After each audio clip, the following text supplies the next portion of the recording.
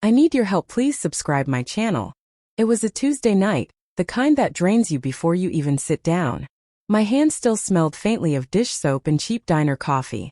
I just wrapped up another 12-hour shift, and my 6-year-old son Caleb was fast asleep on the couch, his little arms wrapped around his stuffed raccoon. The doorbell rang once. Sharp. Impatient. It was Mom. No hello, no smile, just that cold little frown she wore like it belonged there. Dad stood behind her, arms folded, reeking of beer and disappointment. "We need to talk," she said, already stepping inside like she owned the place.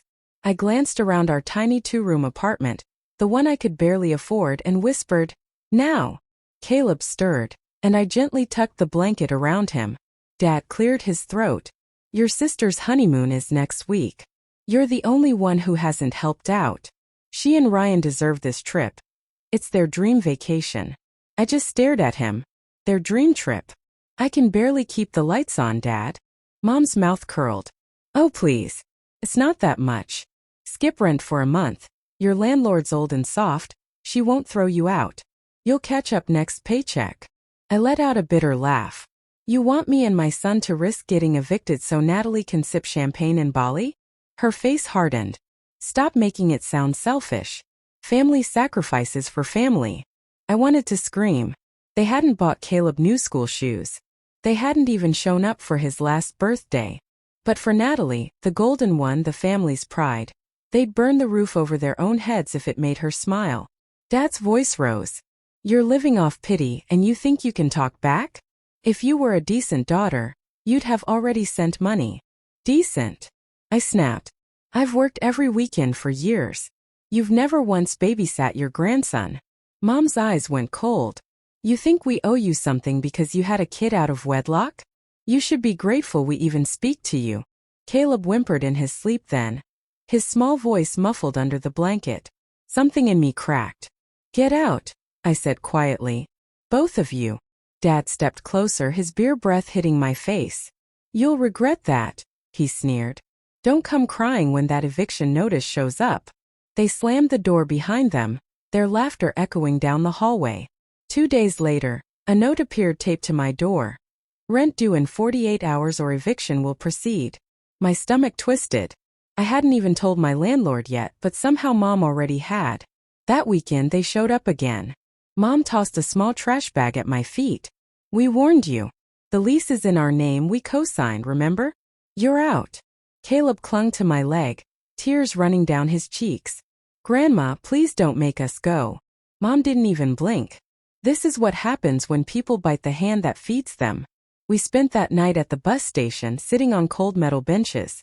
I gave Caleb half a granola bar and pretended I wasn't hungry. Every bus that passed, every cough from the corner. It all blurred together until dawn. I wanted to vanish. But Caleb's tiny hand gripping mine kept me tethered. The next morning I spotted a flyer taped to the wall outside a shelter. Caretaker wanted for old roadside motel. Housing included. I took the job. Within 2 weeks, I'd fixed every leaky pipe and scrubbed every room. The owner, an older man named Henry, noticed. "You work like someone who's seen hell," he said once. I gave a small smile. Close enough. One night, while organizing the storage room, I came across a box labeled foreclosures. Inside were old property records. My parents' names jumped out at me. They were listed as tenants for a rental house owned by the same company that managed this motel. An inspection was due in 10 days. If I filed the paperwork already sitting there, they could be evicted for multiple violations. My hands trembled around those dusty pages. For years I'd let them destroy me. Maybe it was time consequences caught up. That night I slept better than I had in months, the sound of wind whispering through cracked motel windows. As the inspection date drew near, I'd pieced together a new kind of life. Caleb had his own little bed now, tucked against the wall. He smiled when he woke up, hummed while brushing his teeth. Those small things kept me alive. Every morning before sunrise, I swept the gravel driveway, the cold air biting my hands. The neon motel sign flickered vacancy and faded pink. It wasn't home, but it was peace. Then one afternoon, while fixing a door hinge in room 3B, a voice froze me in place. "Leah." Natalie stood in the doorway, flawless in a bright sundress, nails painted, face smug. I heard you're working here, she said, letting hair drip with disgust. Wow. You've really hit bottom. I wiped my hands on my jeans. Did Mom send you? She wanted to know if you're done being dramatic. You could have helped us instead of embarrassing the family. Ryan's parents were shocked we had to pay for our own honeymoon. Good, I said quietly. Maybe they'll finally see who you are. Her smile faltered. You really think you're better than us? You with your little charity job. I stepped closer, steady now. No, Natalie. I just learned to stop kneeling for people who'd gladly step on my neck. Her jaw tightened. Mom was right. You're poison. Tell her, I said evenly, to check her lease. Her brow furrowed. What? I turned back to the hinge, pretending to adjust it. Never mind. That night I stayed late in the office, flipping through inspection files. The photos of their property were worse than I expected. Cracked walls, illegal wiring, black mold. Dad had ignored repairs for years. Mom had faked receipts on her last inspection. All I had to do was send one email to the city housing department. But my hands hovered over the mouse. Revenge felt easy until you saw your own family's names under pending violation. Mommy, why are you crying? Caleb stood in the doorway, rubbing his eyes. I blinked hard, wiping my face. Just tired, baby. He pointed at the laptop screen. Is that Grandma? Yes, I whispered. She was mean to us, he said softly. That broke something inside me all over again. I closed the laptop and pulled him into my arms. She won't hurt us anymore. I promise. The next day, a storm rolled in, gray skies, thunder rumbling. Before I could change my mind, I hit send. By evening, Henry called. Leah, you did the right thing. The city needed those files. I thanked him quietly, then stepped outside. Rain poured across the cracked parking lot, washing the dust from the old motel sign. I stood there, letting it sting my skin. 3 days later, my phone buzzed. A message from Mom. Are you happy now? They said we have to vacate next week. You ruined us. You ruined everything. I stared at the words. My hands didn't shake. I didn't reply. I didn't delete it either. I wanted to remember what silence felt like when it was earned. That night, the storm knocked out the power. Caleb asked if we could light one of the old candles I'd found in the storage room. The small flame flickered between us, warm and steady. Does this mean we have a home now? He asked sleepily. I smiled through the tears that finally fell. Yeah, baby, I whispered. It does. He smiled, maybe for the first real time. Resting his head against my shoulder, he murmured, Then we don't need Grandma anymore. I kissed his hair and whispered, No, baby. We really don't. Thunder rolled outside again, but this time it didn't sound like fear. It sounded like release, like something breaking free. The day they lost everything wasn't loud or cinematic.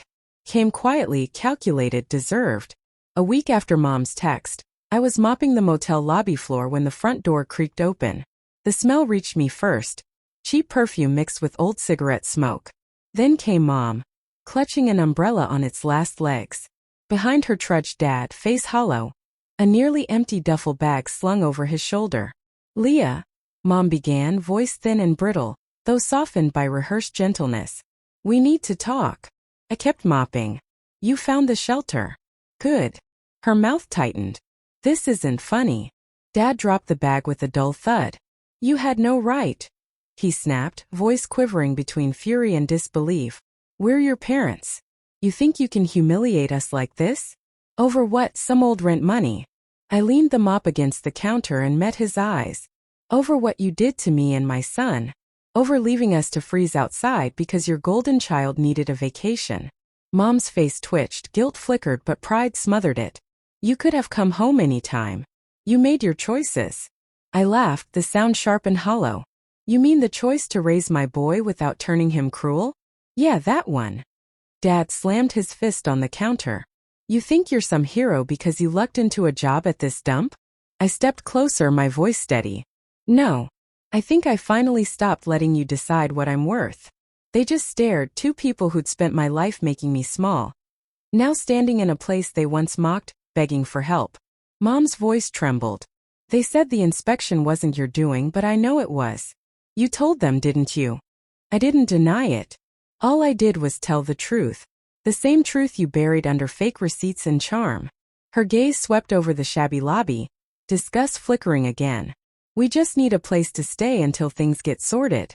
I turned my back, slowly wiping the counter. We're full. Her voice sharpened, venomous. You'd really turn away your parents after everything we did for you? I faced her. After everything you did to me? You left your daughter and grandson sleeping on a bus station floor because I wouldn't pay for your other daughter's Bali trip. You laughed while I begged. So yes, I'm turning you away. Silence settled, broken only by the sound of rain outside. Then Dad's face twisted. Not with regret but with rage. You'll regret this when he grows up to hate you. I looked down the hallway. Caleb stood there in his pajamas, small but unshaken. You mean him? I asked quietly. Dad followed my gaze. Caleb lifted his chin.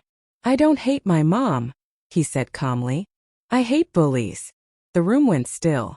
Mom stepped back, eyes glistening, pride clinging like frost. You've changed, she said bitterly. You used to care. I still care, I replied. Just not about you. She tried to speak, but it broke into a sob. More habit than heartbreak.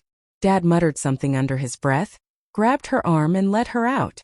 The bell above the door jingled softly as it closed behind them. Caleb slipped his hand into mine. Are they gone for good? I knelt to his level, meeting his big brown eyes. I think so, baby. He smiled, a small weary smile. Good. They were mean. I hugged him tight. We're safe now. Weeks passed. Winter eased. The motel's owner, Henry, retired and left me in charge for good. Business picked up as I painted rooms, fixed the signs, and turned the place into something livable. One afternoon, while sorting through the lost and found drawer, I found a postcard. It was from Natalie. You went too far. They're living out of their car now. Hope you're proud. I flipped it over, no address, just her flawless handwriting and a faint trace of perfume. I smiled faintly and dropped it in the trash. Proud? I whispered. No. Free. That night, Caleb and I sat on the porch. He was coloring with cheap crayons on a napkin while the sunset painted the parking lot in orange and pink. For once, I didn't feel like the world owed me anything or that I owed it. Mommy, he asked, looking up, do we have a home now? I brushed his hair back, the wind tugging at my sleeves. Yeah, sweetheart. And no one can take it from us. He nodded, thoughtful, then went back to coloring. Behind us, the motel sign hummed softly. Vacancy. But for the first time in my life, my heart felt full. Please subscribe to our channel and tell us in the comments from where you're watching this video.